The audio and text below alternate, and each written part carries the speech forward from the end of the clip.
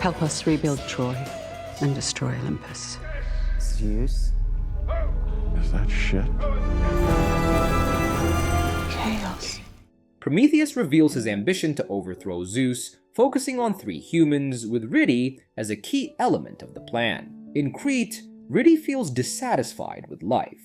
During a grocery shopping, Cassandra warns her cryptically of God stealing souls, and predicts that Riddy will leave her husband Orpheus by day's end. Meanwhile, Zeus conjures storms for Olympia, but grows uneasy about the Meander River. Hera, his wife and sister, dismisses his concerns. On Earth, Dionysus, bored in a nightclub, discusses his strained relationship with Zeus with Nick, who suggests gifting a watch as a symbol of shared time. Dionysus offers the watch to Zeus, but it is dismissed, deepening his frustration. In anger, Dionysus takes Zeus's watch, originally a gift from Hercules said to bring luck, and storms out. In Heraklion, a monument to the gods is defaced with graffiti and filth, causing public outrage. President Minos vents his fury on TV. Though Hera suggests involving Poseidon, Zeus rejects the idea, vowing revenge.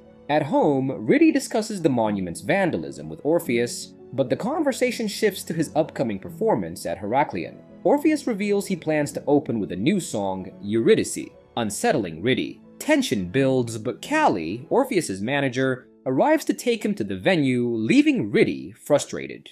Zeus, paranoid about the vandalism, notices a wrinkle on his forehead, fearing it signals change. Meanwhile, Prometheus, chained and tormented, smiles as his plan advances. Zeus summons him to Olympus, voicing his fears about a prophecy predicting the god's downfall. Prometheus lies, reassuring Zeus that gods are beyond harm. Relieved, Zeus sends him back to his chains. Once alone, Prometheus grins. Destruction is inevitable. On the way to the show, Orpheus, stuck in traffic, steps out to buy cigarettes. A fan recognizes him, lifting his spirits. Meanwhile, Riddy, back at the apartment, reflects during a shower, trying to clear her mind. At Heraklion, workers scrub the vandalized monument. Feeling restless, Riddy leaves the apartment. Orpheus briefly meets Ari at the venue before heading backstage. Dionysus, meeting Nick again, is advised to stop seeking Zeus's approval and instead pursue his own purpose. As showtime approaches, Callie assures Orpheus that Riddy has arrived, but Riddy heads to Hera's temple instead to meet a Tacita, one of humanity's secret keepers. Prometheus explains that Hera uses Tacitus to guard hidden truths. The Tacita is her estranged mother, while Orpheus performs Eurydice, declaring his love for Riddy to a captivated audience. Riddy confesses to her mother that she no longer loves Orpheus and feels trapped. She confronts her mother for abandoning her and dismisses prophecies, saying she no longer cares about the gods or their plans. As Orpheus continues to captivate the crowd, Dionysus suddenly teleports to Heraklion to join the festivities. Meanwhile, Riddy, leaving the temple, encounters Cassandra again. Startled, she freezes just as a truck barrels down the street, striking her. During the show, Callie quietly tells Orpheus something that shatters him. He breaks down on stage in front of the audience. Meanwhile, Cassandra and Riddy's mother stand in silence as paramedics carry Riddy's lifeless body away. Days later, at Riddy's funeral, Dionysus uncharacteristically attends. Orpheus, too devastated to speak, asks the priest to deliver the eulogy. After the mourners leave, Orpheus remains beside the coffin, haunted by Prometheus's observation that Orpheus would do anything to bring Riddy back. Back home, Orpheus descends into despair, drowning himself in alcohol. Drunk and desperate, he buys a gun and heads to a secluded beach, ready to end his life. As he prepares to pull the trigger, Dionysus intervenes. Startled, Orpheus fires the gun, but to his shock, Dionysus remains unharmed, revealing his divine nature. Prometheus reveals a deeper truth. Zeus was once mortal. Though he ascended to divine power, his mortal origins make him uniquely vulnerable. Unlike other gods, Zeus can be destroyed, but only if the right human takes action. Elsewhere, Riddy awakens in a strange monochrome realm aboard a ferry gliding through the underworld. A decade earlier, Caeneus was hunted by Hippolyta II and the Amazons for dishonoring the gods in his tribe. Hippolyta struck the fatal blow with a crossbow, and in his final moments, Caeneus saw his mother, Marina, standing silently among his killers. In the present, Riddy travels down the river Styx toward the underworld, where she watches an orientation video by Hades and Persephone outlining the realm's rules. Meanwhile, Zeus pressures Hades to expedite hiring divers, guides responsible for navigating souls through the frame. Persephone warns that becoming a diver requires careful selection and training, but Zeus dismisses her concerns, demanding results. Upon arrival at the Asphodel Meadows, handlers greet Riddy and the others, accompanied by Cerberus dogs. The dogs react violently to Riddy's scent, causing a commotion. A handler pulls Riddy from the line, handing her over to Kaos, now a resident of the underworld. Distracted by his unresolved longing to find his mother, Kaos reluctantly escorts Riddy. Soon after, he and Prue are unexpectedly promoted to divers by Medusa, a position Kaos resents as it delays his reunion with Marina. Back in the living world, Dionysus takes Orpheus to the cave, a notorious bar where desperate souls make risky deals to gain access to the underworld.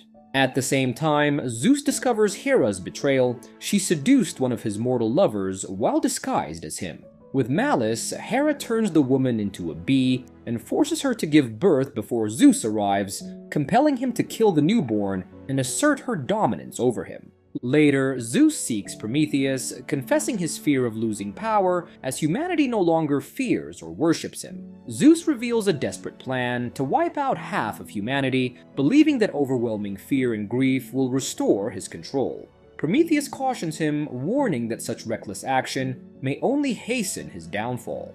Riddy makes a devastating discovery: she was buried without the coin needed to pass through the frame and find peace. Without it, she is condemned to toil in the underworld for 200 years before getting another chance at renewal. Meanwhile, Orpheus faces a grim challenge. He must compete against Anatole and Clara, a grieving couple, to win Riddy's release from the underworld. The fates will decide the winner, but Orpheus's chances are slim.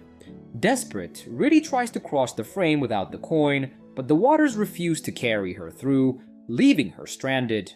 During Orpheus's performance, the truth emerges. He stole Riddy's coin, hoping to keep her by his side. His selfishness sparks disgust, even from Dionysus, and Anatole and Clara win the contest, earning the right to reunite with their child in the underworld. In the river, Riddy meets Kaos, who was also buried without a coin. They both realize they were betrayed, Riddy by Orpheus and Kaos by his mother. Resigned to their fates, Kaos offers Riddy grim comfort, assuring her that over time the burden becomes easier to bear. Back on the surface, Dionysus pleads with the fates on Orpheus's behalf. The fates offer a bargain. Orpheus can enter the underworld if Dionysus surrenders Zeus's watch, which he had stolen.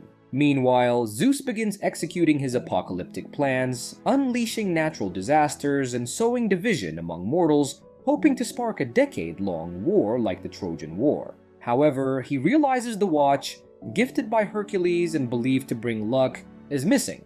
Convinced that luck will determine his success, Zeus vows to recover the watch before continuing his scheme. The Furies, ancient beings older than the gods, wander the mortal world to enforce justice. Their latest target, Terry, succumbs to madness and takes his own life in a gas station bathroom, a grim consequence of their relentless pursuit. On her 30th birthday, Aerie agrees to her mother Pa's request to have Daedalus sculpt a wax figure of her deceased twin brother, Glaucus. Glaucus's death haunts Aerie. He suffocated accidentally while they slept as infants. Later, President Minos offers to get Aerie anything for her birthday, but she declines as she has every year since childhood. That evening, the people of Crete gather with Minos, Aerie, and Pas to celebrate Olympia Day. The grim tradition begins with a human sacrifice. Agatha of Heracleion drinks poison and dies swiftly. When the monument in honor of the gods is unveiled, outrage erupts. It has been desecrated with feces. Minos is furious, but Pas, amused, believes the day should honor Glaucus, whom she regards as more deserving than the gods. It is revealed that Theseus, Ares' security guard, helped vandalize the monument. Meanwhile, Minos meets with Hecuba, the former queen of Troy, and her daughter-in-law Andromache. Both women deny involvement in the monument's defilement, though they carry heavy grief from their pasts. Minos questions them about the Trojan Seven, a rebel group of whom only the leader remains uncaptured. He offers a grim deal. If the leader surrenders, The other 6 will be spared. If not, they will all face execution by the Minotaur. In a private moment, Minos shares his frustrations with Hera, but their conversation is interrupted by Poseidon, who insists Minos must punish the Trojan 7. Instead of attending the Olympia concert, Theseus takes Ari to the Minos, a brutal arena where fighters battle to the death. After the fight, Theseus reveals a secret. His boyfriend, Nax, short for Astyanax, the supposedly dead Prince of Troy, is the leader of the Trojan 7.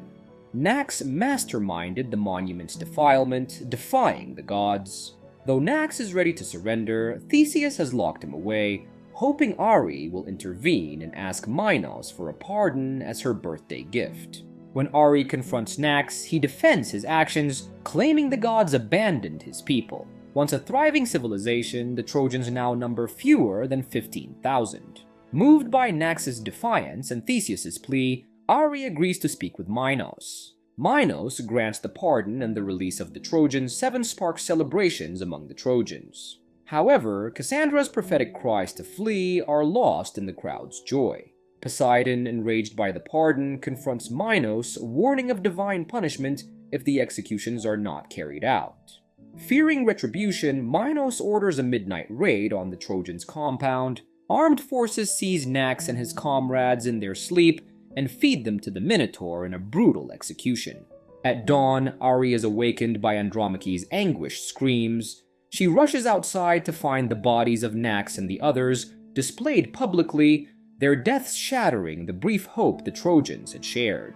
Zeus, paranoid over his missing watch, spirals into madness, killing his ball boys. Hera, concerned about his erratic behavior and war plans, instructs Poseidon to interrogate Dionysus about the watch. Dionysus uses the stolen watch to bargain with the Fates, securing Orpheus's passage into the underworld.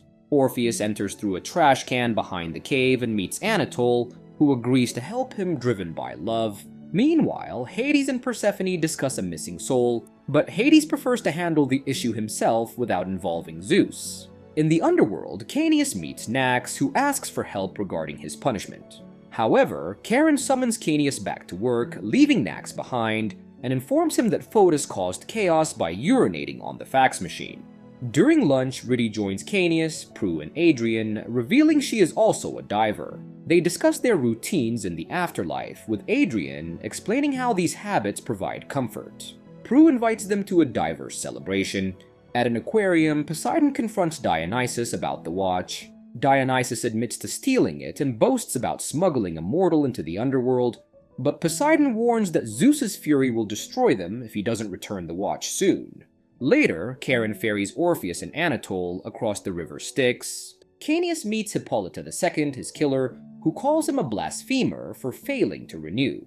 Kaos questions if the Amazons tortured his mother, but Hippolyta reveals that Marina gave him up willingly. Back on Olympus, Dionysus gives Zeus a replica of the missing watch to buy time for his plan.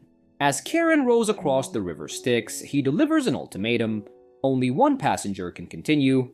Orpheus and Anatole must fight to the death.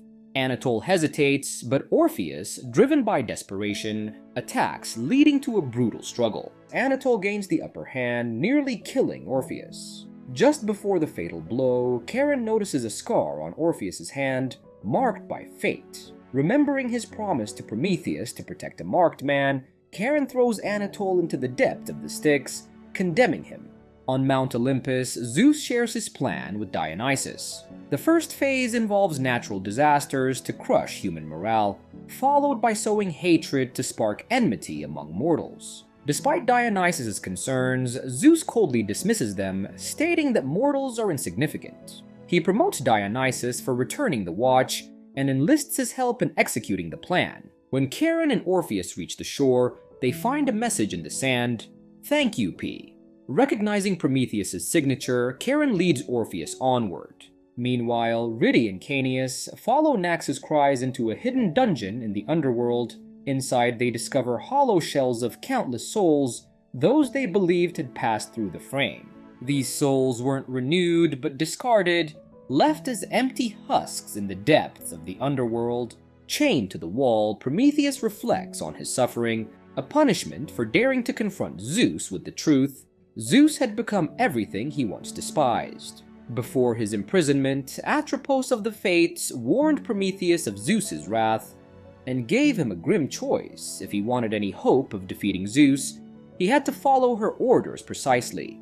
Atropos asked Prometheus who would obey him without question. He answered Charon. She then gave him an agonizing command. He had to kill Charon. This betrayal would bind Charon's loyalty beyond death and prove Prometheus' submission to Zeus. Without another option, Prometheus carried out the sacrifice, securing Charon's promise in blood. Meanwhile, the Furies trap Ari in a hotel room, confronting her with painful truths. Though she insists her brother Glaucus' death was an accident and that her life has been a punishment, the Furies reveal a more sinister truth. Ari didn't kill Glaucus, Minos did. Through their vision, Ari learns that Glaucus' birth fulfilled a prophecy foretelling Minos' downfall. Your end begins in the marital bed. The first child to draw breath will kill you dead. In fear, Minos ordered Daedalus to dispose of Glaucus. She also learns that Daedalus is not a free man, but a prisoner, kept in Minos' palace to prevent him from serving anyone else. Stunned by the revelations, Ari storms out, her mind reeling, while the Furies urge her to see the gods as the true source of her suffering. Back at the palace, doubt consumes Ari. For the first time, she questions everything her father has told her. Instead of confronting Minos, she seeks out Daedalus in the shadows of the palace and asks, "Are you a prisoner?" Daedalus calmly admits that although he has done nothing wrong, Minos keeps him confined to prevent him from working elsewhere. When Ari asks if Daedalus killed Glaucus under Minos' orders, his answer shatters her world. Glaucus is not dead. He was transformed into the Minotaur, the creature imprisoned in the dungeon. Meanwhile, Zeus and Dionysus watch in grim satisfaction as natural disasters ravage the earth, bringing mortals to their knees as part of Zeus's plan. Yet, Zeus's paranoia festers. Consumed by suspicion, he searches Hera's bathroom, a sacred space where she stores the secrets and prayers of her worshippers. Amid the whispers, Zeus hears the unmistakable sounds of Hera with another man. Enraged, Zeus captures one of Hera's Tacitus, ancient keepers of truth, and subjects her to brutal torture, demanding answers. But the Tacita, loyal to Hera, takes the secrets to her grave, refusing to betray her. When Hera returns to her quarters, she finds her tortured Tacita lifeless. Furious and heartbroken, she confronts Zeus, demanding an explanation. Zeus coldly admits he has been eavesdropping on the tongues in her collection and accuses her of infidelity. Hera denies the accusation and urges him to show her the specific tongue that incriminated her. Zeus searches through the drawers but cannot find the offending tongue. Calmly, Hera reassures him, suggesting he must have misheard. She whispers, staying with him until he falls asleep, his fury momentarily abated. In the underworld, Riddy and Kaos continue their search for Nax, navigating through hollow shells of souls they once believed had been renewed. Suddenly, Nax's voice cuts through the darkness, calling for help. Before Riddy and Kaos can reach him, Hades intervenes, draining Nax's soul. The process sends a wave of pain through Riddy, forcing her and Kaos to retreat to the surface. As they catch their breath, they realize they are not alone. Medusa has spotted them. Her gaze follows them, and they know their search for Nax is now dangerously compromised. Clara stumbles out of the cave, overwhelmed with grief over Anatole's death. She collapses in tears, quickly turning to rage when Dionysus arrives, casually asking about their progress. Without a word, she slaps him hard across the face. Dionysus accepts the blow silently, entering the cave, where he learns that Orpheus has crossed the Styx. Charon guides Orpheus to a vast, empty field, where he faces his final trial, one he must endure alone, without help from gods or mortals. In the underworld, Riddy is restless, haunted by memories of Hades' actions against Astyanax. Unable to sleep, she visits Kaos to talk. Riddy reveals her mother gave up her tongue to serve Hera as a Tacita when Riddy was 5, leaving her shattered and cursing the gods. Reflecting on her pain in the nothing, she wonders if rejecting the gods caused her suffering. Kaos disagrees, reasoning that he also turned his back on the gods but didn't feel the same pain. Kaos shares his painful past. At the Amazon compound, boys were exiled upon coming of age, and returning meant death. He was known as Kaos, grappling with his identity. His friend Leos, knowing the truth, returned out of desperation after being exiled, saying he couldn't bear being apart. Kaos gave him a hat to shield him and urged him to leave.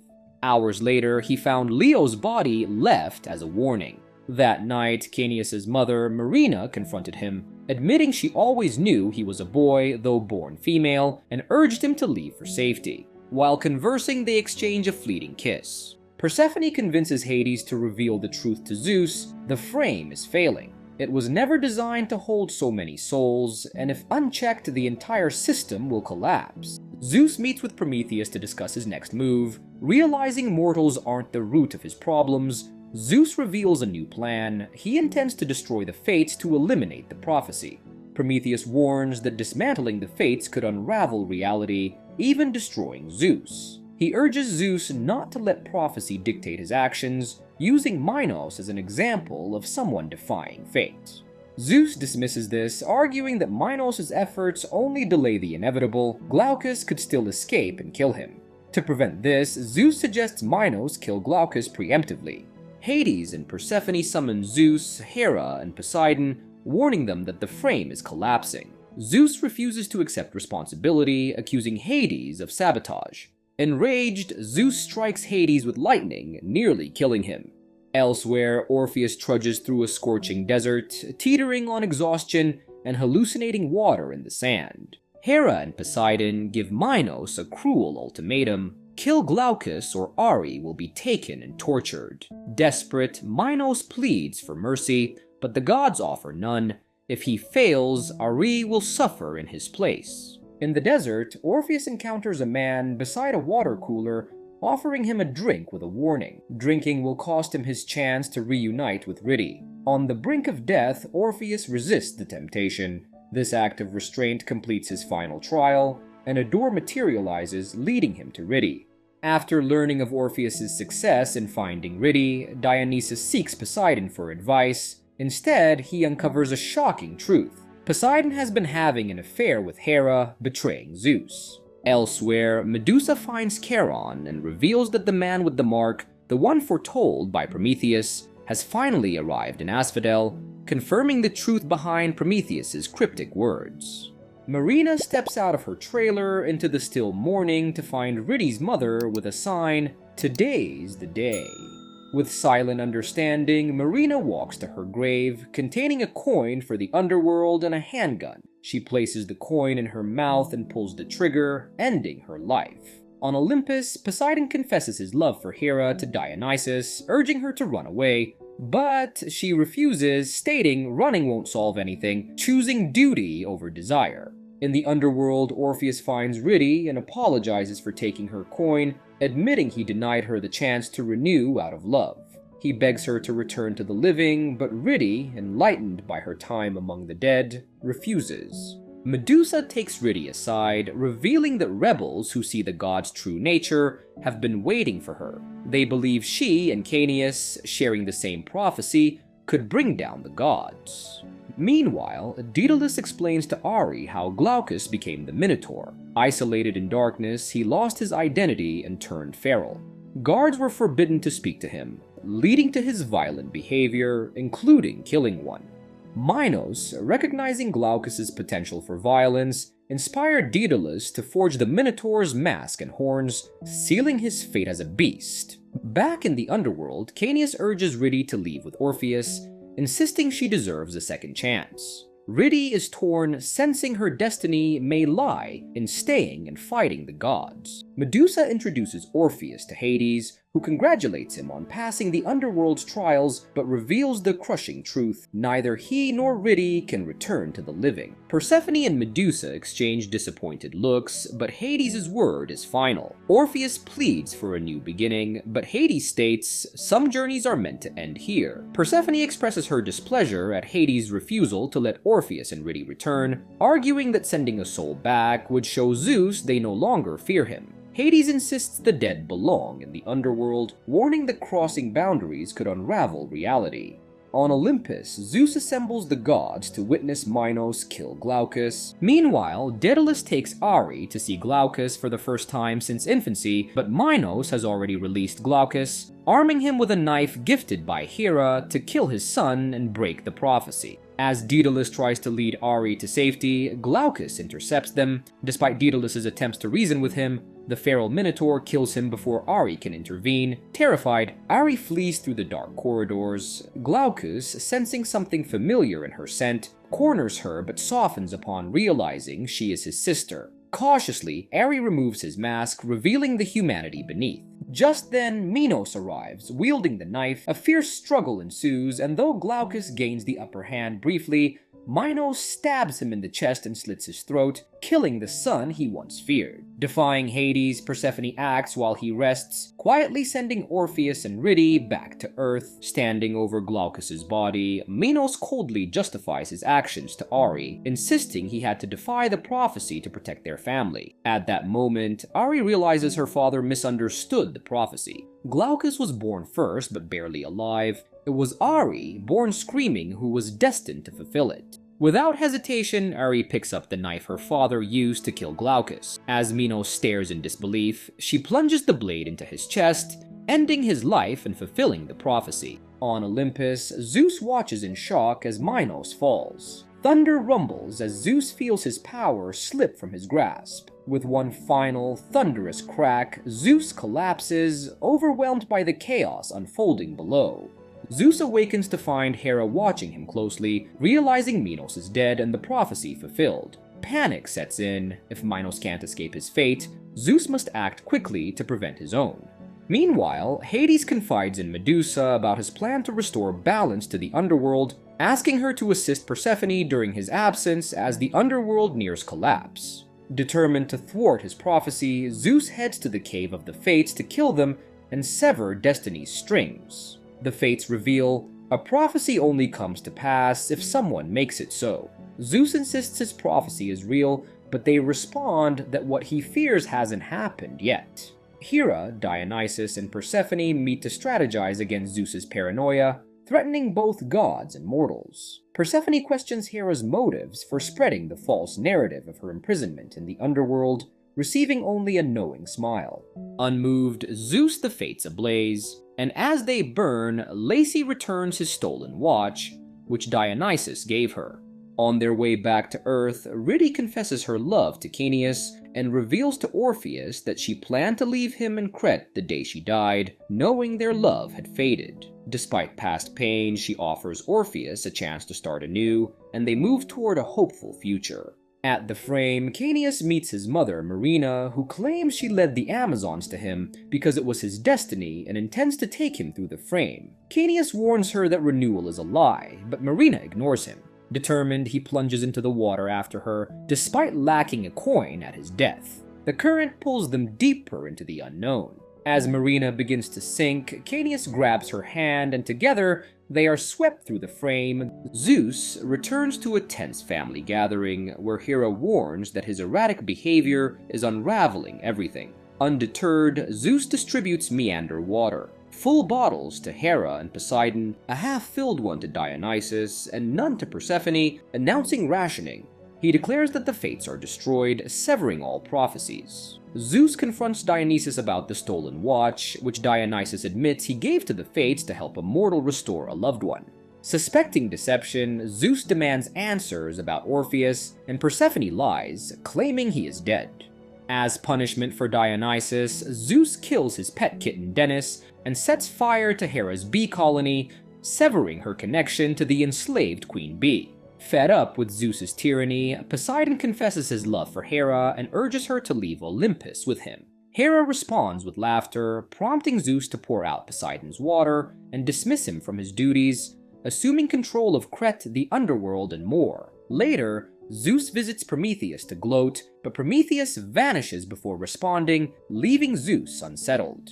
In Crete, Ari drags Glaucus's lifeless body through the palace, seeking her mother Pas. She reveals that Glaucus was transformed into the Minotaur by Minos. Pas weeps over her son, and when Ari confesses to killing Minos, Paz smiles, quietly approving her daughter's actions. Riddy and Orpheus return to the mortal world. To Orpheus' surprise, the cave has vanished, but his car remains. Riddy chooses to walk instead of riding with him, sensing it's better to part ways. She embraces Orpheus, thanking him for giving her a chance to reclaim her life. On the road outside Heraklion, Riddy meets Cassandra, who reveals she is now a prophet and must find Ari to free the living, while Kineas will do the same for the dead. In the nothing, Kineas' soul begins to restore on its own. He awakens to find Marina beside him, though she is only a shell of her former self. Suddenly, Marina revives and recognition flickers in her eyes as she utters, "Kaos." On Olympus, Prometheus meets the Fates in the throne room. They explain that fate cannot be destroyed and that everything has unfolded according to plan. Having kept his faith, Prometheus is granted freedom and takes his place on the throne. Zeus storms into the throne room to banish Prometheus, but discovers his power has vanished. A small cut on his hand reveals an unthinkable truth: he is bleeding. For the first time, Zeus realizes he is no longer a god. Elsewhere, Hera makes a phone call, instructing someone to prepare troops and a spare bed. With her Tacitus in tow, she departs to enact her own plans. Hades, watching from the shadows, is mystified by Kineas' ability to restore souls and wonders how this is possible. Prometheus, now on his throne, issues Zeus a final warning: chaos is coming. Meanwhile, Ari and Andromache begin rebuilding Troy, united by their shared pasts. Together, they lay the foundation for a new future, aiming for the destruction of Olympus. Please like the video and subscribe to my channel, and also leave me a comment below with suggestions on what movie or series we should recap next.